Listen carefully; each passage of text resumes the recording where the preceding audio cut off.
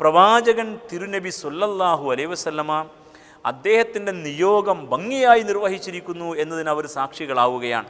ഈ സാക്ഷ്യം അവസാനത്തെ ആളും പറഞ്ഞു കഴിഞ്ഞപ്പോൾ ആകാശത്തേക്ക് വിരൽ ചൂണ്ടിയിട്ട് റസൂലുള്ളാഹി സ്വല്ലല്ലാഹു അലൈഹി വസല്ലം ഇങ്ങനെ പറഞ്ഞത്രേ, അല്ലാഹുമ്മ അൻതഷ്ഹദ്, അല്ലാഹുമ്മ അൻതഷ്ഹദ്, അല്ലാഹുമ്മ അൻതഷ്ഹദ്. പടച്ചവനെ, നീ ഇതിലൊന്ന് സാക്ഷിയാവണം കേട്ടോ. ഇതാ ഇവർ പറഞ്ഞുകൊണ്ടിരിക്കുന്നു, എന്നെ നീ ഏൽപ്പിച്ച ദൗത്യം ഞാൻ ഭംഗിയായി നിർവഹിച്ചു എന്ന്. ഇതിന് നീ സാക്ഷിയാവണമെന്നാണ്. അന്നേ ദിവസം അറഫാ ദിനത്തിൽ ഭൂമിയോട് തൊട്ട് നിൽക്കുന്ന ഒന്നാം ആകാശത്ത് അല്ലാഹുവിൻ്റെ മുഖറബീങ്ങളായ മലായിക്കത്തുകളും മാലാഖമാരും ഈ ഹാജിമാരെയും ഹാജമാരെയും കാണാനും കേൾക്കാനും വേണ്ടി അവിടെ ഉണ്ടാകുമെന്നാണല്ലോ. ആ അള്ളാഹു കാണട്ടെ എന്ന് വളരെ കൃത്യമായ ലക്ഷ്യം വെച്ചുകൊണ്ടുള്ള വർത്തമാനമാണിത്. എന്താണ് ഇത്രമേൽ ഗൗരവം എന്ന് നാം ചിന്തിക്കണം. അതാണ് അറഫ നൽകുന്ന തിരിച്ചറിവ്. തിരുനബിയുടെ നിയോഗം സത്യസാക്ഷി നിർവഹണമാണ്. മനുഷ്യരിലേക്ക് കടന്നു വരിക, ഈ സത്യത്തിൻ്റെ സാക്ഷിയാവുക. പ്രവാചകൻ തിരുനബി സല്ലല്ലാഹു അലൈഹി വസല്ലമ അതിനു വേണ്ടിയാണല്ലോ കടന്നു വന്നത്. ആ സാക്ഷ്യം ഭംഗിയായി നിർവഹിച്ചു. ഇസ്ലാമിനെ അവർക്ക് എത്തിച്ചു കൊടുത്തു. ഇസ്ലാമിൻ്റെ ജീവിതത്തിൽ പകർത്തി അവിടെ ജീവിച്ച് കാണിച്ചു കൊടുത്തു. ഇസ്ലാമിൻ്റെ അടിത്തറയിൽ വ്യക്തികളെ സംസ്കരിച്ച് വ്യക്തി, കുടുംബം, സമൂഹം, രാഷ്ട്രം എന്ന ഉദാത്തമായ ആ അവസ്ഥയോളം ഇസ്ലാമിൻ്റെ ശൈലിയിൽ അവരെ മുന്നോട്ട് നയിച്ചു. അങ്ങനെ മദീനയാകുന്ന ഇസ്ലാമിൻ്റെ ഒരു ഭൂമികയിൽ ഇസ്ലാമിൻ്റെ മാർഗത്തിൽ അതിൻ്റെ ആദർശം ഉൾക്കൊണ്ടുകൊണ്ട് ആ ലക്ഷ്യ സാക്ഷാത്കാരം നിർവഹിക്കാൻ സത്യത്തിൻ്റെ സാക്ഷിയായി അദ്ദേഹം മുന്നോട്ട് പോയി. ഈ നിയോഗം വളരെ ഗൗരവമുള്ളൊരു നിയോഗമാണ്. സഹോദരന്മാരെ, ആ നിയോഗം ഭംഗിയായി നിർവഹിച്ചില്ല എങ്കിൽ പ്രവാചകൻ തിരുനബി സല്ലല്ലാഹു അലൈഹി വസല്ലമ അള്ളാഹുവിന് മുമ്പിൽ വിചാരണ ചെയ്യപ്പെടും. ഖുർആൻ തന്നെ ആ ഭാഗം പഠിപ്പിക്കുന്നുണ്ടല്ലോ. വകൈഫ ഇദാ ജിഇനാ മിൻ കുല്ലി ഉമ്മത്തിൻ ബിശഹീദ് വജിഇനാ ബിക അലാ ഹാഹുലാഹി ഷഹീദ. വിശുദ്ധ ഖുർആൻ. പ്രവാചകൻ തിരുനബിയോടാണ് ചോദ്യം. റസൂലുള്ളാഹി സ്വല്ലല്ലാഹു അലൈഹി വസല്ലമ വിശുദ്ധ ഖുർആൻ തൻ്റെ സഹാബത്തിൽ നിന്ന് കേൾക്കാൻ ആഗ്രഹിക്കാറുണ്ട്. അപ്പോൾ ആരെയെങ്കിലും സൗകര്യപ്പെട്ട് കിട്ടിയാൽ അടുത്തിരുത്തി ഓതാൻ ആവശ്യപ്പെടും. അങ്ങനെ ഓതിക്കൊടുത്തുകൊണ്ടിരിക്കെ സഹാബി ഈ സൂക്തത്തിലൂടെ കടന്നു പോയപ്പോൾ ആ ആയത്ത് പൂർത്തീകരിക്കപ്പെടുന്നതിന് മുമ്പേ റസൂലുള്ളാഹി സ്വല്ലല്ലാഹു അലൈഹി വസല്ലമ പൊട്ടിക്കരഞ്ഞു പോയത്രേ. തിരുനബിയുടെ മുമ്പിലിരിക്കുന്ന സഹാബി ഓത്ത് നിർത്തി ചോദിച്ചു, പ്രവാചകരെ, എന്താണ് അങ്ങ് കരയാനുള്ള കാരണം? അപ്പോൾ റസൂലുള്ള പറഞ്ഞ മറുപടി, ആ ആയത്തിൽ പറഞ്ഞ കാര്യത്തിൻ്റെ ഗൗരവം നിനക്ക് മനസ്സിലായോ എന്നാണ്. ഫകൈഫ്, എങ്ങനെയുണ്ടാകും പ്രവാചകരെ? ഇദാ ജിഇനാ മിൻ കുല്ലി ഉമ്മത്തിൻ ബിശഹീദ്, ഓരോ സമൂഹത്തിലേക്കും സത്യത്തിൻ്റെ സാക്ഷിയായി നാം നിയോഗിച്ചയച്ച ആളുകൾ, അവരെ അള്ളാഹു തൻ്റെ മുമ്പിൽ ഹാജരാക്കും. ആ സത്യസാക്ഷ്യം ഏൽപ്പിക്കപ്പെട്ട ആളുകൾ ഒരു ഭാഗത്ത്, മറുഭാഗത്ത് ആ കാലഘട്ടത്തിലെ ജനത. എന്നിട്ട് അവരോട് ചോദിക്കും, ഈ വ്യക്തി അദ്ദേഹത്തെ ഏൽപ്പിച്ച നിയോഗം ഭംഗിയായി നിർവഹിച്ചോ എന്ന്. വജിഇനാ ബിക അലാ ഹാഹുലാഹി ഷഹീദ, ഈ കാലഘട്ടത്തിലെ മനുഷ്യർക്കിടയിലേക്ക് സത്യത്തിൻ്റെ വക്താവായി നിയുക്തനായ അങ്ങയെയും നാളെ പരലോകത്ത് ഹാജരാക്കുമെന്നാണ്. അപ്പോൾ ഇതിൻ്റെ ഗൗരവം, സത്യസാക്ഷ്യ നിർവഹണത്തിൻ്റെ ഗൗരവം ഓർത്തുകൊണ്ട് പ്രവാചകൻ തിരുനബി സല്ലല്ലാഹു അലൈഹി വസല്ലം കരഞ്ഞു പോയതാ.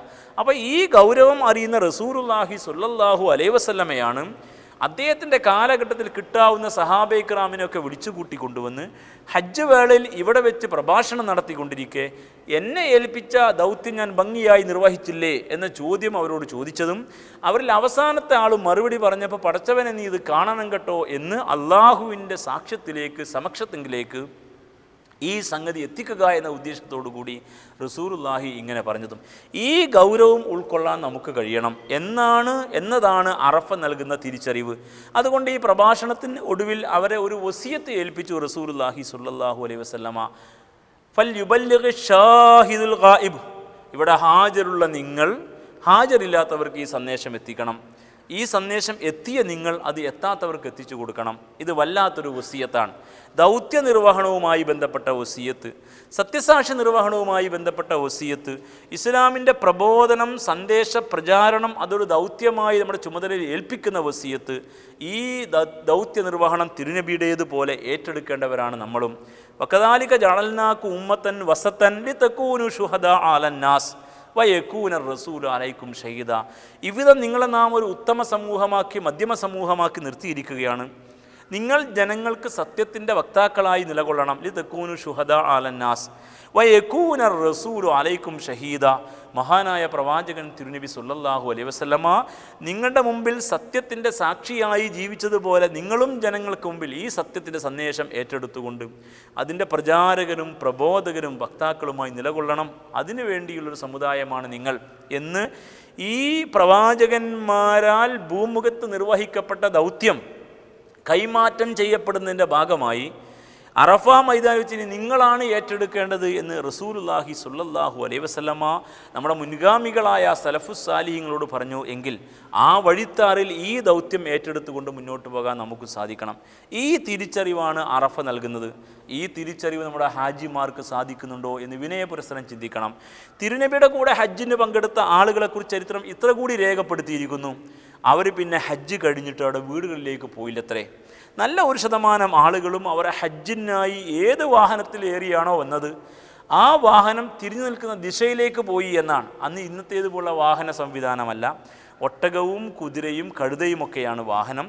ആ വാഹനങ്ങൾ തിരിഞ്ഞു നിൽക്കുന്ന ഇടങ്ങളിലേക്ക് സഞ്ചരിച്ചിട്ട് അവിടെയുള്ള മനുഷ്യർക്കിടയിൽ ഇസ്ലാമിൻ്റെ സന്ദേശം എത്തിച്ചു കൊടുത്ത് അവിടെ ജീവിച്ച് അവിടെ മരിച്ച് അവിടെ മറമാടപ്പെട്ടു എന്നാണ്. 1,24,000 പരം വരുന്ന ഈ സഹാബെ ഇക്രാമിൽ 350 താഴെ ആളുകളുടെ കബറിടങ്ങൾ മാത്രമാണ് ഈ മക്കയിലും മദീനയിലും ഉള്ളത് എന്ന് ചരിത്രം പറയുന്നു. ബാക്കി മഹാഭൂരിപക്ഷം എവിടെയാണ് മറമാടപ്പെട്ടത്? അവർ ആഫ്രിക്കൻ രാഷ്ട്രങ്ങളിൽ, അവർ ഏഷ്യൻ ഉപഭൂഖണ്ഡത്തിൽ, അവർ യൂറോപ്യൻ പാശ്ചാത്യൻ സമൂഹങ്ങളിൽ ഇസ്ലാമിൻ്റെ സന്ദേശവുമായി കടന്നെന്ന ഇടങ്ങളിൽ അവർ ജീവിച്ച് അവിടെ മരിച്ച് അവിടെ മറമാടപ്പെട്ടു എന്നാണ്. അപ്പോൾ ഈ തിരിച്ചറിവ് അവർക്കുണ്ടായി. അവർ ഈ ദൗത്യം ഏറ്റെടുത്തു. പക്ഷേ നമ്മുടെ ഹാജിമാർക്ക് ഈ തിരിച്ചറിവുണ്ടായിരുന്നു എങ്കിൽ കേരളത്തിൽ നിന്ന് ഹജ്ജിന് പോയി വർഷാവർഷം വരുന്ന ആളുകളുടെ എണ്ണം പരിശോധിച്ച് നോക്കിയാൽ നമ്മുടെ കൂടെയുള്ള മനുഷ്യരുമായി ഇസ്ലാമിൻ്റെ സന്ദേശവാഹകരാണെന്ന ബോധ്യത്തോടു കൂടി നാം ഇടപഴകുകയും ബന്ധപ്പെടുകയും ചെയ്തിരുന്നു എങ്കിൽ ഇസ്ലാമിനെക്കുറിച്ച ഒരു തെറ്റിദ്ധാരണയും ആർക്കും ഉണ്ടാകുമായിരുന്നില്ല. പക്ഷേ ഇന്ന് നമ്മുടേതുപോലുള്ള ഒരു കേരളീയ പശ്ചാത്തലത്തിൽ പോലും ഇസ്ലാമിൻ്റെ ആ സുന്ദരമായ മുഖത്തിനുമേൽ ഒരുപാട് കരിമ്പടക്കെട്ടുകൾ വീണ് കിടക്കുകയാണ്. വർഗീയവാദത്തിൻ്റെ, ഭീകരവാദത്തിൻ്റെ ഒരുപാട് തെറ്റിദ്ധരിപ്പിക്കലുകൾ നമ്മുടെ സമൂഹത്തിൽ നടന്നുകൊണ്ടിരിക്കുന്നു. ഇസ്ലാമിനെ ശരിയായി പ്രതിനിധീകരിക്കാത്തവർ അവിടെ താല്പര്യത്തിന് വേണ്ടി ഇസ്ലാമിനെ ദുരുപയോഗം ചെയ്യുകയും ചെയ്യുന്നു. അപ്പോൾ മുസ്ലിം സമുദായത്തിലെ ഈ ദുരുപയോഗ രീതിയും ഇസ്ലാമിൻ്റെ എതിരാളികളുടെ ഈ പ്രചാരണവും എല്ലാം ചേർന്നുകൊണ്ട് നമ്മുടെ സമൂഹത്തിൽ പ്രവാചകനെക്കുറിച്ചും ഇസ്ലാമിനെക്കുറിച്ചും ഇസ്ലാമിൻ്റെ വേദഗ്രന്ഥത്തെക്കുറിച്ചുമൊക്കെയുള്ള ഒരുപാട് തെറ്റിദ്ധാരണകൾ ഉണ്ടായിക്കൊണ്ടിരിക്കുന്ന കാലമാണ്. യഥാർത്ഥത്തിൽ ഈ ദൗത്യം ഏറ്റെടുത്തുകൊണ്ട് അറഫയിലെ തിരിച്ചറിവോടുകൂടിയാണ് ഹാജമാർ അവരുടെ പ്രദേശത്തേക്ക് വന്നിരുന്നത് എങ്കിൽ അവർ സത്യസാക്ഷ്യം ഏറ്റെടുത്തുകൊണ്ട് തിരുനബിയുടെ മുമ്പിൽ നിന്ന്, തിരുനബിയുടെ കൂടെയുള്ള ഹജ്ജിൽ നിന്ന്, ഹജ്ജിന് തഹല്ലുലായ ശേഷം, ഇഹ്റാമിന് തഹല്ലുലായ ശേഷം, ഹജ്ജ് കഴിഞ്ഞതിന് ശേഷം അവർ ചെയ്തതുപോലെ നാട്ടിലേക്ക് തിരിച്ചു വന്ന് അതാത് പ്രദേശത്തിൽ ഇസ്ലാമിൻ്റെ പ്രവർത്തനവുമായി മുന്നോട്ട് പോകുമായിരുന്നു. ഈ തിരിച്ചറിവ് നമുക്കില്ലാതെ പോയതിൻ്റെ ദുരന്തമാണ് ഇന്ന് നാം അനുഭവിച്ചു കൊണ്ടിരിക്കുന്നത് എന്ന് നാം മനസ്സിലാക്കണം. അപ്പോൾ ഒരു ഭാഗത്ത് അറഫ തെറ്റു സമ്മതിക്കലാണെങ്കിൽ മറുഭാഗത്ത് അറഫ ഈ തിരിച്ചറിവ് നേടലാണ്. ഈ തിരിച്ചറിവ് നേടിയിട്ടാണ് സന്ധ്യയോടുകൂടി അറഫയിൽ നിന്ന് ഹാജിമാർ മുസ്ദലിഫയിലേക്ക് നീങ്ങുന്നത്. അപ്പോൾ അറഫ മൈതാനിയിൽ മിനയിൽ നിന്ന് സുബഹി നമസ്കരിച്ച് വന്നവരാണ് നമ്മൾ. ളുഹറും അസറും ളുഹറിൻ്റെ സമയത്ത് ജമ്മും കസറുമായിട്ടാണ് നമസ്കരിക്കേണ്ടത്. മഗ്രിബും ഇഷയും നാം ഇഷാൻ്റെ സമയത്ത് ജമ്മും കസറുമായി മുസ്ദലിഫയിൽ വെച്ചാണ് നമസ്കരിക്കുക. അപ്പോൾ സന്ധ്യക്ക് മുമ്പായി, മഗ്രിബിന് മുമ്പായി അറഫയിൽ നിന്ന് ഹാജിമാർ മുസ്ദലിഫയിലേക്ക് നീങ്ങും. അറഫയിൽ നിന്ന് മുസ്ദലിഫയിലേക്ക് എത്തിയ ഹാജിമാർ അന്ന് രാത്രി മുസ്ദലിഫയിലാണ് കഴിച്ചു കൂട്ടുക. പ്രായം ചെന്നവരും രോഗികളും സ്ത്രീകളുമൊക്കെ യാത്രാമധ്യേ അങ്ങ് മുസ്ദലിഫ വഴി കടന്നു പോവുകയാണ് ചെയ്യുക. പക്ഷേ സാധാരണഗതിയിൽ ഹജ്ജ് നിർവഹിക്കുന്ന ആളുകൾ മുസ്ദലിഫയിൽ രാത്രി താമസിച്ചിട്ട് പിറ്റേന്ന് ദുൽഹജ്ജ് 10-നാണ് മിനയിലേക്ക് പ്രവേശിക്കുക. അതാണ് ഹജ്ജിൻ്റെ ശരിയായ രീതി. അപ്പോൾ മുസ്ദലിഫയിലാണ് രാത്രി താമസം. അവിടെ എത്തിയാൽ അവിടെ വെച്ചാണ് മഗ്രിബും ഇഷായും ഇഷായിൻ്റെ സമയത്ത് ജമ്മും കസറുമായി നമസ്കരിക്കേണ്ടത്. പിന്നെ അവിടെ രാത്രി താമസിക്കണം. അവിടെ നിന്ന് ജംറാത്തിൽ എറിയാനുള്ള കല്ലുകൾ ശേഖരിക്കാം. ദുൽഹജ്ജ് 10-ന് എറിയുന്ന ജംറത്തുൽ അഖബയിൽ എറിയാനുള്ള 7 കല്ല് മാത്രം പെറുക്കിയാൽ മതി. എന്നാൽ ബാക്കി ദിവസങ്ങളിലേക്കും കല്ല് പെറുക്കുകയും ആവാം. എന്തായിരുന്നാലും മുസ്ദലിഫയിലാണ് രാത്രി താമസിക്കേണ്ടത്. നിങ്ങൾ ആലോചിച്ച് നോക്കണം, മുസ്ദലിഫയിൽ ഒരു ടെൻറ്റുമില്ല, ഒരു ടെൻറ്റും അവിടെയില്ല. അള്ളാഹു വല്ലാത്ത ഒരു പാഠമാണ് നമ്മെ പഠിപ്പിക്കുന്നത്. നാം വീട്ടിൽ നല്ല സൗകര്യത്തിൽ ജീവിച്ചവരാ, സ്വന്തമായി ബാത്ത് അറ്റാച്ച്ഡ് സംവിധാനമായിരുന്നു ഉണ്ടായിരുന്നത്. മക്കയിലെത്തിയപ്പോൾ നല്ല കെട്ടിടത്തിലാണ് താമസിച്ചത്, ഇതുപോലെ നല്ല സൗകര്യം തന്നെ. മിനയിലെത്തിയപ്പോൾ സെൻട്രലൈസ്ഡ് AC ടെൻ്റാണ് നമുക്ക് കിട്ടിയത്. അവിടുന്ന് അറഫയിലെത്തിയപ്പോൾ അവിടെ വെയിൽ കൊള്ളാതിരിക്കാൻ പിന്നെ തുണിയുടെ ടെൻ്റേ ഉള്ളൂ. ഇപ്പോൾ ഇതാ മുസ്ദലിഫിലെത്തിയപ്പോൾ ഒരു ടെൻറ്റുമില്ല. ആകാശത്തിന് കീഴെ ഭൂമിക്ക് മുകളിലാണ് ഹാജിമാരും ഹാജമാരും താമസിക്കുന്നത്. പുരുഷ ഹാജിമാരെ സംബന്ധിച്ചിടത്തോളം മഴയാണെങ്കിലും മഞ്ഞാണെങ്കിലും തല ഒന്ന് മൂടാൻ പോലും പറ്റാത്ത അവസ്ഥയിൽ മുസ്ദലിഫയിലെ മണൽപ്പരപ്പിൽ ഹാജിമാരും ഹാജമാരും വിശ്രമിക്കുകയാണ്. അല്ലാഹു സുബ്ഹാനഹു വ തആല നമ്മോട് പറയുന്നത് പോലെ, മനുഷ്യ, മണ്ണിൽ നിന്നാണ് നിന്നെ നാം സൃഷ്ടിച്ചത്, മണ്ണിലേക്ക് തന്നെയാണ് നിന്നെ മടക്കുന്നതും. ഈ മണ്ണിൽ ഒരുപാട് സ്വപ്നങ്ങൾ സ്വരുക്കൂട്ടി നിൻ്റെ ഒരു നേരത്തെ ഉറക്കത്തിനും ഏതാനും കാലഘട്ടത്തിലെ ജീവിതത്തിനും വേണ്ടി എത്ര രൂപയാണ് നീ പൊടിച്ചു കളഞ്ഞത് എന്ന് യഥാർത്ഥത്തിൽ നമ്മളോട് ചോദിക്കുന്നത് പോലെയാണ് ഈ സന്ദർഭത്തെ അനുസ്മരിക്കുമ്പോൾ ഭാവനയിൽ നമുക്ക് കാണാൻ കഴിയുക.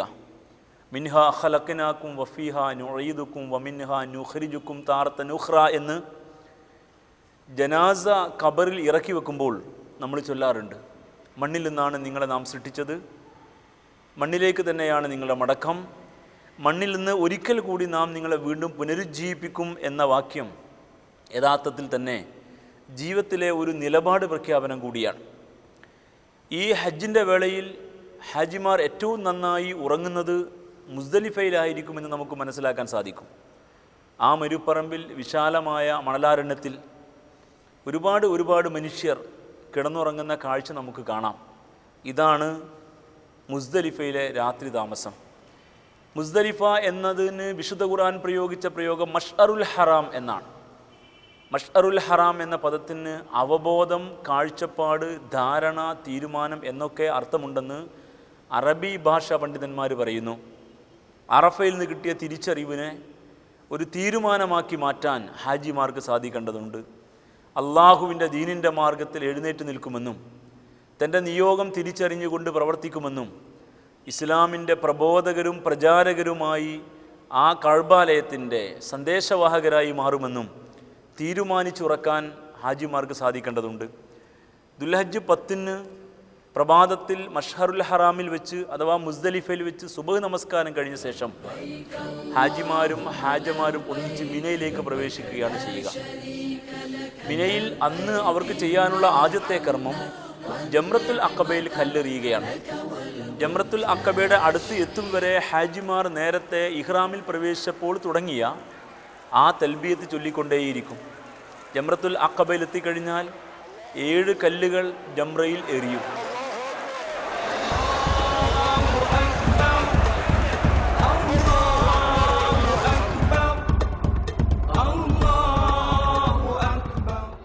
ഈ 7 കല്ലുകൾ എറിഞ്ഞു കഴിഞ്ഞാൽ ആ ജംറത്തുൽ അഖബയിലെ കല്ലേറ് കഴിയുന്നത് മുതൽ അവർ തക്ബീറാണ് ചൊല്ലിക്കൊണ്ടിരിക്കുന്നത്. അന്നേ ദിവസം പെരുന്നാളിൻ്റെ ദിനമാണ്. യഥാർത്ഥത്തിൽ മിനയിൽ എത്തിയ ഹാജി തൻ്റെ കർമ്മരംഗത്തേക്ക് പ്രവേശിച്ചിരിക്കുകയാണ്. മിന എന്നതിന് മുന എന്നൊരു പ്രയോഗമുണ്ട് അറബി ഭാഷയിൽ. മുന എന്ന പദത്തിൻ്റെ അർത്ഥം പ്രയത്നം, ത്യാഗം, കർമ്മ നൈരന്തര്യം എന്നൊക്കെയാണ്. അള്ളാഹുവിൻ്റെ ദീനിൻ്റെ മാർഗത്തിൽ പ്രവർത്തിക്കാനും ത്യാഗം സഹിക്കാനും ആ മാർഗത്തിൽ സ്വയം സമർപ്പിക്കാനുമൊക്കെ തയ്യാറാണ് എന്നതിൻ്റെ ഒരു പ്രഖ്യാപനം കൂടിയാണ് ഈ മുന എന്ന പദം കൊണ്ട് ഉദ്ദേശിക്കുന്നത്. അപ്പോൾ അറഫയിൽ നിന്ന് കിട്ടിയ തിരിച്ചറിവിനെ മുസ്ദലിഫയിൽ ഒരു തീരുമാനമാക്കി മാറ്റിയിട്ട് ആ തീരുമാനാനുസാരം പണിയെടുക്കാൻ കർമ്മരംഗത്തേക്ക് ഇറങ്ങിയിരിക്കുകയാണ് ഹാജിമാർ. ആ കർമ്മരംഗത്ത് നിന്ന് അള്ളാഹുവിൻ്റെ കൽപ്പനകൾ പാലിച്ചുകൊണ്ട് ജീവിക്കുന്നതിൽ നിന്ന് നമ്മെ തടയുന്ന നമ്മുടെ വർഗശത്രുവാണ് പിശാച്. ആ പിശാചിനെ എരിയുന്ന പ്രതീകവൽക്കരണമാണ്, പ്രതീകാത്മകമായ ചടങ്ങാണ് ജംറയിലെ കല്ലേറ്. കൊള്ളേണ്ടത് അവിടെ ഉണ്ടാക്കി വെച്ച മതിലിലാണ്. യഥാർത്ഥത്തിൽ ഇപ്പോഴത്തെ ഒരു സംവിധാനം വെച്ചുകൊണ്ട് ആര് എറിഞ്ഞാലും ആ മതിലിൽ കൊള്ളുക തന്നെ ചെയ്യും. പക്ഷേ ആ കല്ല് ചെന്ന് കൊള്ളുന്നത് ആ മതിലിലാണ് എങ്കിലും അതിൻ്റെ കൃത്യമായ മുന ചെന്ന് തറക്കേണ്ടത് ഹാജമാരുടെ ഹൃദയത്തിലാണ്. ഇസ്ലാമിൻ്റെ മാർഗത്തിൽ നിന്ന് നമ്മെ പിറകോട്ട് വലിക്കുന്ന നമ്മുടെ മുഖ്യ ശത്രുവായിട്ടുള്ള പിശാചിനെ കുറിച്ചുള്ള തികഞ്ഞ അവബോധമാണ് ജംറയിലെ കല്ലേറ് നമ്മെ ഉത്ബോധിപ്പിക്കുന്നത്. യാ അയ്യുഹല്ലദീന ആമനു ഉദ്ഖുലൂ ഫിസ്സിൽമി കാഫ വലാ തത്തബിഉ ഖുതുവാത്തി ശൈത്വാൻ ഇന്നഹു ലക്കും അദുവ്വു മുബീൻ. വിശുദ്ധ ഖുർആൻ പഠിപ്പിക്കുന്നു, സത്യവിശ്വാസികളെ, നിങ്ങൾ അള്ളാഹുവിനുള്ള അനുസരണത്തിൽ പൂർണ്ണമായും പ്രവേശിക്കുക. വലാ തത്തബിഉ ഖുതുവാത്തി ശൈത്വാൻ, നിങ്ങളൊരിക്കലും പിശാചിൻ്റെ കാലടിപ്പാടുകളെ പിന്തുടരരുത്. ഇന്നഹു ലക്കും അദുവ്വു മുബീൻ, അവനാണ് നിങ്ങളുടെ വർഗശത്രു.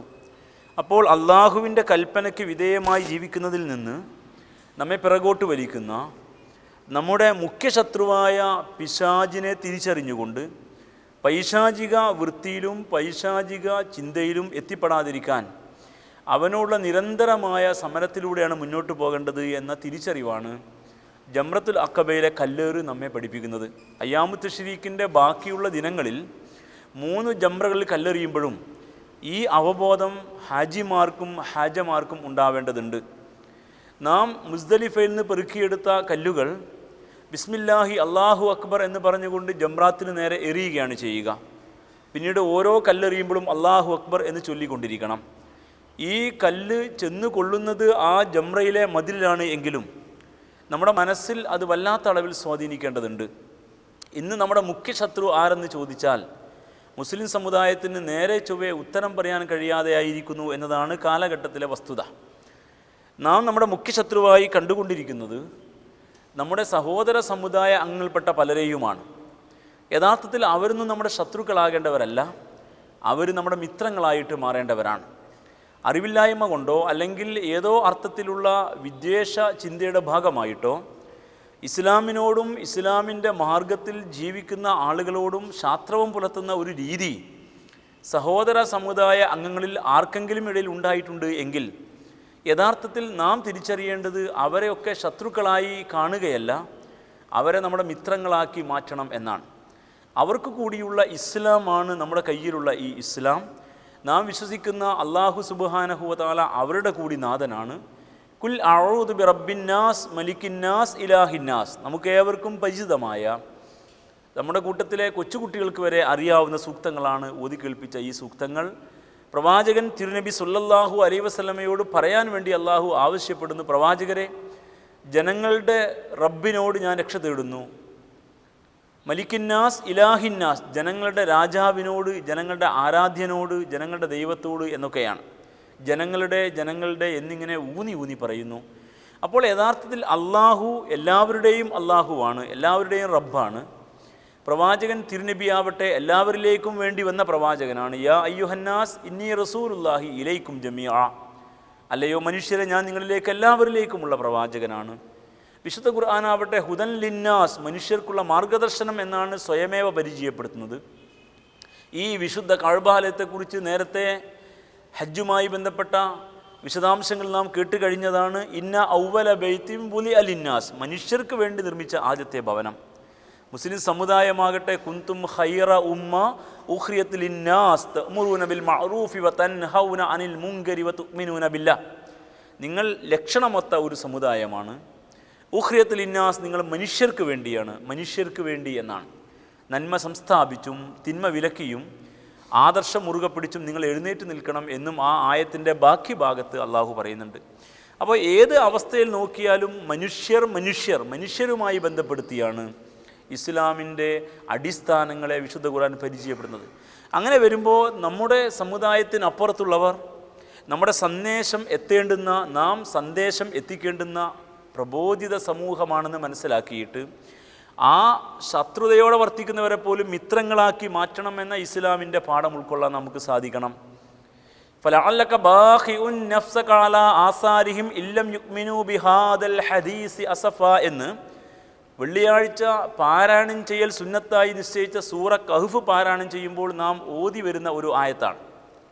പ്രവാചകൻ തിരുനബി സല്ലല്ലാഹു അലൈഹി വസല്ലമയോട് അങ്ങേയറ്റം ശത്രുതയും വെറുപ്പും കാണിച്ചു കൊണ്ടിരുന്ന ആളുകൾ, പക്ഷേ അവർ ഇസ്ലാമിലേക്ക് വരണമെന്ന് ഏറെ കൊതിക്കുന്ന ഹബീബായ റസൂലുള്ളാഹി സ്വല്ലല്ലാഹു അലൈഹി വസല്ലമ പകലിൽ അവരുടെ പിന്നാലെ നടന്നും രാത്രി അവർക്ക് വേണ്ടി പ്രാർത്ഥിച്ചുമൊക്കെ ജീവിതം ചെലവഴിക്കുന്ന അദ്ദേഹം ഇവർ എന്തുകൊണ്ട് ഈ സത്യസന്ദേശം സ്വീകരിക്കുന്നില്ല എന്ന് ആലോചിച്ച് വേദനിച്ച് വേപത് പൂണ്ട ഒരു വേളയിൽ അദ്ദേഹം മാനസികമായി തളരുകയും ശാരീരികമായി ക്ഷീണിക്കുകയും ചെയ്തപ്പോൾ അള്ളാഹു തന്നെ തിരുനബിയുടെ ജീവിതത്തിൽ ആശങ്ക പ്രകടിപ്പിക്കുന്ന സൂക്തമാണ് ഓതി വെച്ച സൂക്തം.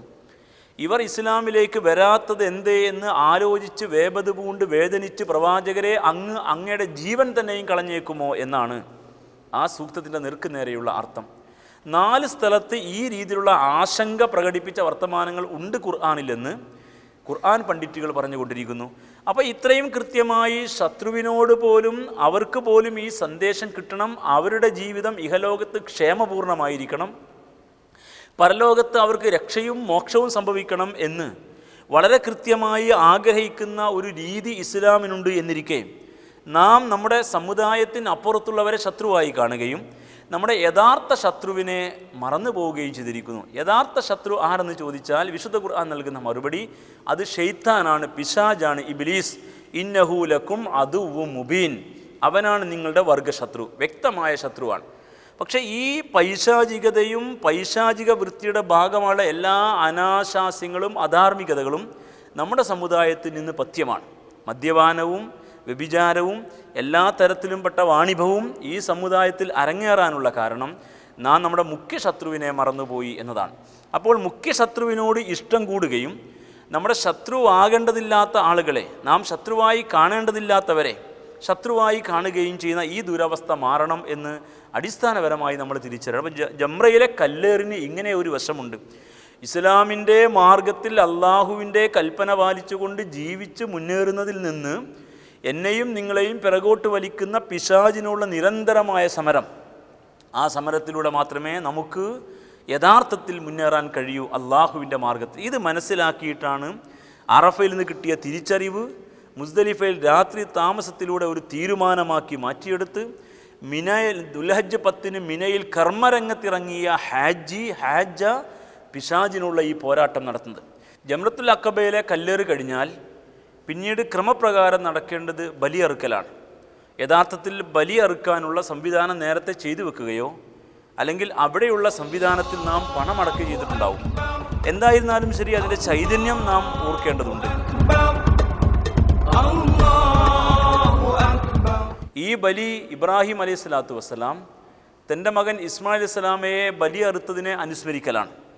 ഇസ്മായിൽ അലൈഹി സ്വലാമ ഇബ്രാഹിം നബിയുടെ വല്ലാത്ത ഒരു താല്പര്യമായിരുന്നു. വാർദ്ധക്യ സഹജമായ അവസ്ഥയിൽ കിട്ടിയ ഒരു പൊന്നോമന മോൻ ഓടി നടക്കാൻ പ്രായമായപ്പോൾ ആ മകനുള്ള വല്ലാത്ത ഒരു വാത്സല്യം, ആ വാത്സല്യം അള്ളാഹുവിൻ്റെ ദീനിൻ്റെ മാർഗത്തിലൊരു തടസ്സമായി മാറാൻ പാടില്ല എന്ന് മനസ്സിലാക്കിക്കൊണ്ട് ഒരു പരീക്ഷണം അള്ളാഹു നടത്തി. ആ പരീക്ഷണത്തെ അനുസ്മരിക്കുകയാണ് യഥാർത്ഥത്തിൽ ഈ ബലി. ഇസ്ലാമിൽ നരബലിയില്ല, മൃഗബലിയേ ഉള്ളൂ. അതുകൊണ്ട് ഇബ്രാഹിം അലൈഹിസ്സലാമയോട് ഇസ്മായിൽ അലൈഹിസ്സലാമയെ അറുക്കാൻ അള്ളാഹു കൽപ്പിച്ചെങ്കിലും ആ കർമ്മത്തിന് അദ്ദേഹം തയ്യാറായതോടുകൂടി പിന്നീട് ബലി അറുക്കുക എന്നതിൻ്റെ ഭാഗമായി മൃഗത്തെയാണ് അറുക്കാൻ ആവശ്യപ്പെട്ടത്. പക്ഷേ മൃഗത്തെ ബലി അറുക്കുമ്പോഴും അതിൻ്റെ പിന്നിലൊരു താല്പര്യമുണ്ട്, ഒരു കൃത്യമായ ഉദ്ദേശ്യമുണ്ട്. നമുക്ക് നമ്മുടെ താല്പര്യങ്ങളെ ബലി കഴിക്കാൻ കഴിയണം എന്നതാണ്. ഇസ്ലാമിൻ്റെ മാർഗത്തിൽ നിന്ന് നമ്മെ പിറകോട്ട് വലിക്കുന്ന ഒന്നാമത്തെ ശക്തി ശൈത്താൻ ആണെങ്കിൽ രണ്ടാമത്തെ ശക്തി നമ്മുടെയൊക്കെ താല്പര്യങ്ങളാണെന്ന് മനസ്സിലാക്കാൻ സാധിക്കും. നമ്മുടെ കൊച്ചു കൊച്ചു താല്പര്യങ്ങൾ, കുടുംബപരമായ താല്പര്യം, വ്യക്തിപരമായ താല്പര്യം, സാമ്പത്തിക താല്പര്യങ്ങൾ, രാഷ്ട്രീയ താല്പര്യങ്ങൾ, പാർട്ടി താല്പര്യങ്ങൾ, നമ്മുടെ വിനോദത്തിൻ്റെ കളിതമാശയുടെ ഒരുപാട് താല്പര്യങ്ങൾ, ഈ താല്പര്യങ്ങളുടെ എല്ലാം അടിമകളായി മാറുമ്പോൾ അള്ളാഹുവിൻ്റെ കൽപ്പന പാലിച്ചുകൊണ്ട് മണ്ണിൽ ജീവിക്കാൻ, അവൻ ആവശ്യപ്പെട്ടത് അവൻ്റെ മാർഗത്തിൽ സമർപ്പിക്കാൻ കഴിയാത്തവരായിട്ട് നമ്മൾ മാറും. അതുകൊണ്ട് നമ്മുടെ താല്പര്യങ്ങളെയാണ് ബലി കഴിക്കുന്നത് എന്ന് മനസ്സിലാക്കണം. നമ്മുടെ ഇസ്മായിലുകൾ നമ്മുടെ താല്പര്യങ്ങളാണ്. ഒരിക്കലും അള്ളാഹു നമ്മളോട് നമ്മുടെ മക്കളെ കൂട്ടി ബലി സ്ഥലത്തേക്ക് ചെല്ലാൻ പറഞ്ഞില്ല. അങ്ങനെ പറഞ്ഞിരുന്നുവെങ്കിൽ ഞാനും നിങ്ങളുമൊക്കെ ഹജ്ജിന് വേണ്ടി പോകുമ്പോൾ നമുക്കേറ്റവും ഇഷ്ടമുള്ള മകനെയോ മകളെയോ കൂട്ടിയിട്ട് പോകേണ്ടതായിരുന്നു. അങ്ങനെ ഒരു നിർദ്ദേശം നമ്മോട് പറഞ്ഞില്ല. പറഞ്ഞത് നമ്മുടെ താല്പര്യങ്ങളെ മറികടക്കാൻ നമുക്ക് പറ്റണം. ഇസ്ലാമിൻ്റെ താല്പര്യവും നമ്മുടെ വ്യക്തിപരമായ താല്പര്യവും ഏറ്റുമുട്ടുന്നിടത്ത് ഇസ്ലാമിൻ്റെ താല്പര്യത്തെ പരിഗണിക്കാനും നമ്മുടെ വ്യക്തിപരമായ താല്പര്യങ്ങളെ കൈയൊഴിയാനും നമുക്ക് സാധിക്കണം. ആ അർത്ഥത്തിലുള്ള ചിന്തയും തീരുമാനവും ഈ മിനയുടെ മണ്ണിൽ വെച്ച് നമുക്ക് സാധ്യമാകേണ്ടതുണ്ട്. അതുകൊണ്ട് ബലി അറുക്കുമ്പോൾ നാം നമ്മുടെ താല്പര്യങ്ങളെയാണ് ബലി കഴിക്കുന്നത് എന്ന് മനസ്സിലാക്കണം. ബലി അറുത്തതിന് ശേഷം പിന്നീട് മുടി വടിക്കലോ മുടി എടുക്കലോ ആണ് ചെയ്യേണ്ടത്. സ്ത്രീകൾ മുടിയുടെ അറ്റത്തുനിന്ന് ഒരു വിരൽ നീളത്തിൽ മുറിച്ച് കളയുകയാണ് ചെയ്യുക. ഇതോടുകൂടി ഒന്നാം ഘട്ടം തഹല്ലുലായി. ഇഹ്റാമിൽ നിന്ന് അവർക്ക് ഇഹ്റാമിൻ്റെ വേഷത്തിൽ നിന്ന് മാറാം, സാധാരണ വേഷത്തിലേക്ക് കടക്കാം. ഇഹ്റാമിൽ നിഷിദ്ധമായിരുന്ന ഒരുപാട് കാര്യങ്ങൾ ഇനി മുതൽ അവർക്ക് അനുവദനീയമായി, ഭാര്യാഭർത്തൃ ബന്ധം ഒഴികെ. അങ്ങനെ കുളിച്ച് ശുദ്ധിയായി മുടിയെടുത്ത് കുളിച്ച് വൃത്തിയായി സാധാരണ വേഷത്തിലുള്ള ഒരു മനുഷ്യനാണ് ദുൽഹജ്ജ് 10 മിനയുടെ മണ്ണിൽ ഉണ്ടാവുക. യഥാർത്ഥത്തിൽ ഇതൊരു പുതിയ മനുഷ്യനാണ്.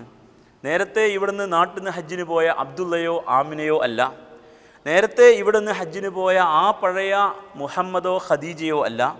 ഇത് പുതിയ അബ്ദുള്ളയും പുതിയ മുഹമ്മദും പുതിയ ആമിനയും പുതിയ ഖദീജയുമാണ്. ഒരു പുതിയ ജന്മം കൊണ്ടതുപോലെ അറഫയിലെ തിരിച്ചറിവ് നേടിയെടുത്ത്, മുസ്ദലിഫിൽ നിന്ന് തീരുമാനമാക്കി മാറ്റിയെടുത്ത്, പിശാചിനോട് പൊരുതാൻ കരുത്ത് നേടി, താൽപ്പര്യങ്ങളെ ബലി കഴിക്കാൻ സന്നദ്ധനായി, ഈ ഈമാൻ, ഇസ്ലാം, തവക്കുൽ എല്ലാം യഥാവിധി ഉൾക്കൊണ്ടുകൊണ്ട് അള്ളാഹുവിൻ്റെ കൽപ്പനാനുസാരം ജീവിക്കാൻ കഴിയുന്ന പാപങ്ങളിൽ നിന്ന് മുക്തനായ ഒരു പുതിയ മനുഷ്യൻ. അതിനെക്കുറിച്ചാണ് ഇങ്ങനെ പരിചയപ്പെടുത്തിയത്. അവൻ റജഅക യൗമി വലദത്തുഹു ഉമ്മു, ഉമ്മയുടെ ഇപ്പോൾ പ്രസവിച്ച കുഞ്ഞിനെപ്പോലെ വിശുദ്ധനാണ് എന്ന്, അത്രയും സംശുദ്ധനായ കുഞ്ഞാണ് ഇത് എന്ന് പഠിപ്പിക്കപ്പെടുന്നത് ഈ ഒരു വശം വെച്ചുകൊണ്ടാണ്. അപ്പോൾ ഒരു പുതിയ മനുഷ്യൻ മിനയുടെ മണ്ണിൽ പിറവിയെടുക്കുകയാണ്. ഇത് കഴിഞ്ഞാൽ പിന്നെ ഹറമിൽ ചെന്ന് തവാഫുൽ ഇഫാദയും സഅയും നിർവഹിക്കണം. ഹജ്ജിൻ്റെ അനിവാര്യമായ ഘടകത്തിൽപ്പെട്ടതാണ് തവാഫ് നിർവഹിക്കുക. തവാഫിൻ്റെ പൂർണ്ണമായ രൂപം നേരത്തെ പറഞ്ഞതുപോലെ സഅയും നിർവഹിക്കുക. തിരിച്ച് ദുൽഹജ്ജ് 10 തന്നെ മിനയിൽ രാത്രി താമസിക്കാൻ വേണ്ടി വരേണ്ടതുണ്ട്. 11, 12, 13 എന്നീ ദിനങ്ങൾ അയ്യാമു തശ്രീക്കിൻ്റെ ദിനങ്ങൾ. ആ ദിനങ്ങളിൽ മിനയിൽ താമസിച്ചുകൊണ്ട് തന്നെ 3 ജംറകൾ കല്ലെറിയണം. ജംറത്തുൽ ഊല, ജംറത്തുൽ ഉസ്ത, ജംറത്തുൽ കുബ്ര. ഈ ക്രമത്തിലാണ് കല്ലേറിയേണ്ടത്. ഓരോ ജംറയിലും 7 കല്ലുകൾ വീതം എറിയേണ്ടതുണ്ട്. ഈ കല്ലേറിൻ്റെ ദിനങ്ങളിൽ മിനയിൽ താമസിക്കണം. അവിടെ വെച്ച് നമസ്കരിക്കേണ്ടത് നേരത്തെ പറഞ്ഞതുപോലെ തന്നെ ഓരോ നമസ്കാരവും അതാത് സമയത്ത് 4 റക്അത്തുള്ളതിൽ 2 റക്അത്തായി കസ്റാക്കിക്കൊണ്ട്. ഈ ഹജ്ജിൽ പ്രവേശിക്കുന്നവർക്ക് ദുൽഹജ്ജ് 10 പെരുന്നാൾ ദിനമാണെങ്കിലും അവർക്ക് പെരുന്നാളില്ല, പെരുന്നാൾ നമസ്കാരമില്ല. അതുപോലെ തന്നെ അവർക്ക് ജുമുഅയും ആവശ്യമില്ല. ഈ 3 ദിനങ്ങൾ പൂർണ്ണമായിട്ട് നിൽക്കാം. അല്ലെങ്കിൽ അയ്യാമു തശ്രീക്കിൻ്റെ 2 ദിനങ്ങൾ 11, 12, ആ രണ്ടാമത്തെ ദിവസം 3-ാമത്തെ ദിവസത്തേക്കുള്ള കല്ലേറ് കൂടി നടത്തിയിട്ട് സന്ധ്യയ്ക്ക് മുമ്പ് മിന വിടുകയും ചെയ്യാം. പൂർണ്ണമായ രീതിയിൽ 13-ന് അവസാനത്തെ ജംറയിലും എറിഞ്ഞിട്ട് മക്കയിലേക്ക് അല്ലെങ്കിൽ മിനയുടെ പുറത്തേക്ക് കടക്കലാണ്. ഇതോടുകൂടി ഹജ്ജ് കർമ്മം പൂർണ്ണമായും നിർവഹിക്കപ്പെട്ട് കഴിഞ്ഞു. യഥാർത്ഥത്തിൽ അവസാന ഘട്ടം തഹല്ലുൽ അഥവാ സാധാരണഗതിയിലെ ജീവിതത്തിലേക്ക് അവർക്ക് തിരിച്ചു വരാം. ഇതാണ് ഹജ്ജിൻ്റെ രൂപം. പിന്നീട് മക്കയിൽ എത്തുന്ന ഹാജിമാർ അവരുടെ സൗകര്യാനുസാരം മദീനയിൽ ഈ അവസാനത്തിലോ തുടക്കത്തിലോ അല്ലെങ്കിൽ അവിടെ താമസിക്കുന്ന ഘട്ടത്തിലോ മദീന സന്ദർശനം നടത്തുന്നു, സിയാറ നടത്തുന്നു. മദീന സന്ദർശനം ഹജ്ജിൻ്റെയോ ഉംറയുടെയോ അനിവാര്യമായ ഘടകമല്ല. എന്നാൽ മക്കയിൽ ചെല്ലുന്ന നമുക്ക് ഹബീബായ റസൂലുള്ളാഹി സ്വല്ലല്ലാഹു അലൈഹി വസല്ലമയുടെ ആ കേന്ദ്രത്തിലേക്ക്, ഇസ്ലാമിലെ 2ാമത്തെ ഹറമിലേക്ക്, ഒരുപാട് ചരിത്ര പാഠങ്ങളുള്ള ആ പുണ്യഭൂമിയിലേക്ക് പോകാതിരിക്കാൻ കഴിയില്ല. ഇതിന് ശേഷം മക്കയിൽ നിന്ന് വിടുന്നത് എപ്പോഴായിരുന്നാലും ശരി, തവാഫുൽ വിദാഴ്, വിടവാങ്ങൽ തവാഫ് കൂടി നിർവഹിച്ചിട്ടാണ് നാം മക്ക വിടുക. അവസാനത്തെ വിടവാങ്ങൽ തവാഫ് കൂടി നിർവഹിച്ചുകൊണ്ട് ഹറം വിട്ട് മക്ക വിട്ടിട്ട് നാം നാട്ടിലേക്ക്, നമ്മുടെ ഇടങ്ങളിലേക്ക് ചെല്ലുകയാണ്. ഇതാണ് ഹജ്ജിൻ്റെ പൂർണ്ണമായ രൂപം. യഥാർത്ഥത്തിൽ ഹജ്ജുമായി ബന്ധപ്പെട്ട ഈ ചൈതന്യത്തിൻ്റെ വശത്തിന് യഥാവിധി ഊന്നൽ കൊടുത്തുകൊണ്ട് മുന്നോട്ട് പോകാൻ കഴിഞ്ഞിരുന്നു എങ്കിൽ സംശുദ്ധരായ മനുഷ്യരെ മണ്ണിൽ സംവിധാനിക്കാൻ നമുക്ക് സാധിക്കുമായിരുന്നു. അവരാകട്ടെ ഇസ്ലാമിനെ, ഈമാനിനെ, തവക്കുലിനെ യഥാവിധി ഉൾക്കൊണ്ടവരും യഥാർത്ഥത്തിൽ ഇസ്ലാമിൻ്റെ മാർഗത്തിലെ ദൗത്യം തിരിച്ചറിഞ്ഞവരും പൈശാചിക പ്രേരണയ്ക്ക് വിധേയരാകാതെ, താല്പര്യങ്ങളുടെ അടിമകളാവാതെ ഇസ്ലാമിൻ്റെ നിയോഗം ഏറ്റെടുക്കാൻ കരുത്തുള്ള അള്ളാഹുവിൻ്റെ ദീനിൻ്റെ മാർഗത്തിലെ ധർമ്മസമര പോരാളികളായി തീരുകയും ചെയ്യും. പക്ഷേ പലപ്പോഴും സംഭവിക്കുന്നത് ഈ ഹജ്ജ് കർമ്മം കഴിഞ്ഞു വന്നാൽ പിന്നീട് അങ്ങോട്ട് അലസമായ ഒരു ജീവൻ നയിക്കുകയും ചില നമസ്കാരവും കാര്യങ്ങളൊക്കെ നിർവഹിച്ചു കൊണ്ടിരിക്കുകയും അതിനപ്പുറത്ത് ദൗത്യ നിർവഹണ രംഗത്ത് ശൂന്യരായി തീരുകയും ചെയ്യുന്ന ഒരു സ്ഥിതിവിശേഷം നമ്മുടെ സമുദായത്തിനകത്തുണ്ട്. എന്തായിരുന്നാലും ഒരു കാര്യം ഈ പ്രഭാഷണം അവസാനിപ്പിച്ചുകൊണ്ട് പറയാൻ ആഗ്രഹിക്കുകയാണ്. അള്ളാഹു സുബ്ഹാനഹു വ തആലയാണ് നിങ്ങളെ വിളിച്ചത്. അവൻ അവൻ്റെ ഇടത്ത് കൊണ്ടുപോയി നിങ്ങളെ അവിടെ ഇട്ട് കുറേ കറക്കി, പിന്നെ സഫാ മർക്കിൽ കുറേ നടത്തി, നിങ്ങളെ മിനയിൽ താമസിപ്പിച്ചു, അറഫയിൽ പകൽ നിർത്തി, മുസ്ദലിഫയിൽ രാത്രി കിടത്തി, വീണ്ടും മിനയിൽ കൊണ്ടുവന്നിട്ടു. ഒരുപാട് ഘട്ടങ്ങളിലൂടെ നിങ്ങളെ അങ്ങ് കൊണ്ടു നടന്നിട്ട് ശുദ്ധീകരിച്ച് വിടുകയാണ് ചെയ്തത്. ഇതൊരു ശുദ്ധീകരണ പ്രക്രിയയാണ്. ഈ ശുദ്ധീകരണ പ്രക്രിയയ്ക്ക് വിധേയമായി ഇത്രയും ഉദാത്തമായ ഈ ചൈതന്യവത്തായ കർമ്മം നിർവഹിച്ചുകൊണ്ട് നാട്ടിലേക്ക് തിരിച്ചെത്തിയാൽ പിന്നീട് നിങ്ങളൊരിക്കലും ചെളിക്കുണ്ടിലേക്ക് ഇറങ്ങരുത് എന്ന് വിനയപുരസ്സരം ഒരു അഭ്യർത്ഥനയുണ്ട്. നമ്മുടെ നാട്ടിലൊക്കെ ഒരുപാട് കുട്ടികളുള്ള ഉമ്മമാർ വൈകുന്നേരം വരെ കളിച്ചുകൊണ്ടിരിക്കുന്ന കുട്ടികളെ കിണറ്റിൻകരയിൽ കൊണ്ടുപോയി നിർത്തിയിട്ട് വെള്ളം കോരി ഒഴിച്ച് ഓരോന്നിനെയും കുളിപ്പിച്ച് തുവർത്തി വീട്ടിനകത്തേക്ക് വെക്കുമ്പോൾ സാധാരണഗതിയിൽ പറയാറുണ്ട്, മോനെ ഇനി മണ്ണിലേക്ക് ഇറങ്ങല്ല, ഇപ്പോൾ സമയം മോന്തിയായി അഥവാ സന്ധ്യയായി എന്ന്. ഇതുപോലെ നമ്മളോട് പറയുന്നത് പോലെ നാം മനസ്സിലാക്കണം, ഇപ്പോൾ നേരം സന്ധ്യയായിരിക്കുന്നു, നമുക്കൊക്കെ നാളും പ്രായവും ഒക്കെ ആയി വന്നു. ഇപ്പോൾ ഒരു ശുദ്ധീകരണ പ്രക്രിയയുടെ ഭാഗമായി നാം ജീവിതം സംസ്കരിച്ച് ശുദ്ധീകരിച്ച് ഇസ്ലാമിൻ്റെ പാഠങ്ങൾ പഠിച്ച് വന്നിരിക്കുകയാണ്. ഇനിയും ഈ ചെളിക്കുണ്ടിലേക്ക് ഇറങ്ങല്ല. കള്ളുഷാപ്പിൽ കടന്ന് മരിച്ച ഹാജിമാർ നമുക്കിടയിൽ ധാരാളമുണ്ട്. അതുപോലെ തന്നെ വ്യഭിചാര കേന്ദ്രങ്ങളും ബാർ ഹോട്ടൽ നടത്തുന്ന ഹാജിമാരുമുണ്ട്. പെൺവാണിഭങ്ങളിൽ പിടിക്കപ്പെടുന്ന പലരും ഹാജിമാരാണെന്ന യാഥാർത്ഥ്യവും നമ്മൾ അറിയണം. ഒരു സമുദായം ഇസ്ലാമിലെ ഉദാത്തമായ ഒരു കർമ്മം നിർവഹിച്ച ശേഷം ഈ രീതിയിൽ വഷളന്മാരായി ജീവിക്കുന്നത് എന്തായിരുന്നാലും ഇസ്ലാമിനോട് കാണിക്കുന്ന ഏറ്റവും വലിയ ക്രൂരതയാണെന്ന യാഥാർത്ഥ്യം നാം തിരിച്ചറിയേണ്ടതുണ്ട്. ആരാധനകൾ ജീവിതത്തെ സ്വാധീനിക്കാതെ പോകുന്ന കാലത്തോളം ഇബാദാത്തുകൾക്ക് ഒരു ഫലവും ഇഹലോകത്തും പരലോകത്തും ഉണ്ടാവുകയില്ല എന്ന തിരിച്ചറിവ് നമ്മുടെ സമുദായത്തിന് ഉണ്ടാവേണ്ടതുണ്ട്. ഇസ്ലാമിൽ ഹജ്ജ് ഉദ്ദേശിക്കുന്നവനെ ഹാജി എന്നാണ് വിളിക്കുക, ഹാജ എന്നും പറയും. ഹജ്ജ് കർമ്മം നിർവഹിച്ചു കഴിഞ്ഞാൽ പിന്നീട് ആ പേരിന് ഒരു പ്രസക്തിയുമില്ല. പേരിനോട് ചേർത്ത് ഹാജി എന്ന് ചേർത്ത് വിളിക്കുന്നത് പോലും ഇസ്ലാമിൻ്റെ നേർക്കാഴ്ചപ്പാടിൽ ഇല്ലാത്ത ഒന്നാണ്.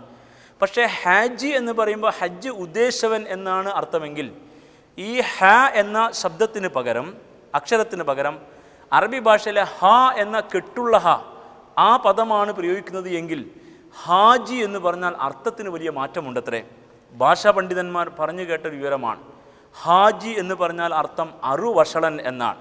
ഹജ്ജിന് പോയിട്ട് പിന്നീട് തിരിച്ചു വന്ന് അറുവഷളനായി ജീവിക്കുന്ന ആളുകളുടെ എണ്ണക്കൂടുതലുള്ളൊരു കാലഘട്ടമാണ് ഇത് എന്നതുകൊണ്ട് ഹജ്ജിൻ്റെ കർമ്മരീതിയേക്കാൾ കൂടുതൽ അതിൻ്റെ ചൈതന്യത്തിൻ്റെ വശത്തെ ഊന്നി പഠിച്ച് മനസ്സിലാക്കി നമ്മുടെ ജീവിതത്തെ യഥാവിധി ഈ ഹജ്ജ് സ്വാധീനിക്കണം എന്ന ബോധ്യത്തോടു കൂടി ഹജ്ജിൽ നിന്ന് കിട്ടുന്ന പാഠങ്ങൾ പ്രയോഗവൽക്കരിച്ചുകൊണ്ട് ജീവിക്കാൻ നമുക്ക് സാധിക്കണം.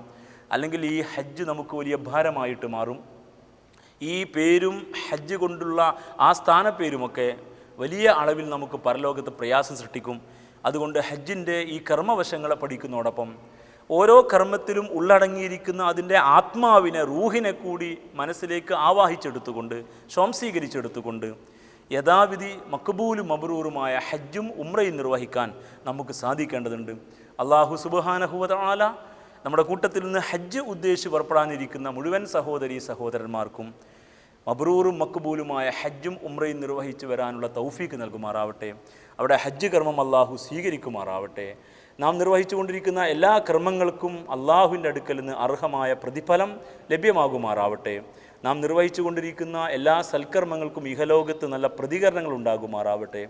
പരലോകത്ത് അള്ളാഹുവിൻ്റെ ഔദാര്യത്താൽ ഒരുപാട് പ്രതിഫലം നാഥൻ നമുക്ക് നൽകി അനുഗ്രഹിക്കുമാറാവട്ടെ.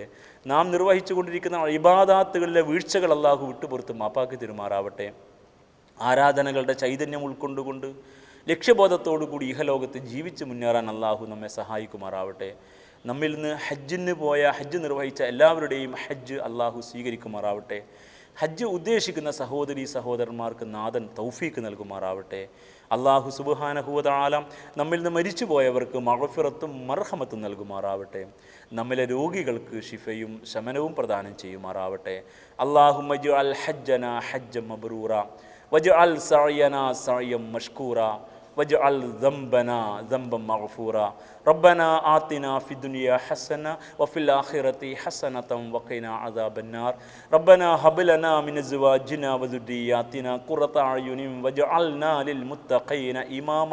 റബ്ബനാ ആതിനാ മിൻ ലദുൻക റഹ്മ വഹയ്യി ലനാ മിൻ അംരിനാ റഷദ. റബ്ബനാഗ്ഫിർ ലനാ വലി ഇഖ്വാനിനാ അല്ലദീന സബഖൂനാ ബിൽ ഈമാൻ വലാ തജ്അൽ ഫീ ഖുലൂബിനാ ഗില്ലൻ ലില്ലദീന ആമനൂ റബ്ബനാ ഇന്നക റഊഫുർ റഹീം. ربنا توفنا مسلمين وألحقنا بالصالحين. اللهم أيد أيدينا لإقامة الدين اللهم أجرنا من النار اللهم أعز الإسلام والمسلمين وأذل الشرك والمشركين اللهم أعنا على ذكرك وشكرك وحسن عبادتك يا رب العالمين ربنا تقبل منا إنك أنت السميع العليم وتب علينا إنك أنت التواب الرحيم واغفر لنا يا غافر المذنبين وارحمنا بأنواع رحمتك يا أرحم الراحمين صلى الله وسلم على سيدنا محمد وآله وصحبه أجمعين والحمد لله رب العالمين آمين برحمتك يا أرحم الراحمين السلام عليكم ورحمة الله الرحمن الرحيم لبيك اللهم لبيك لبيك لا شريك لك لبيك إن الحمد والنعمة لك والملك لا شريك لك الله الله الله الله لبيك اللهم لبيك لبيك لا شريك لك لبيك إن الحمد والنعمة لك والملك لا شريك لك الله الله الله الله زرت بيت الله يوما رافعا صوتي ملبي في رحاب البيت أقسم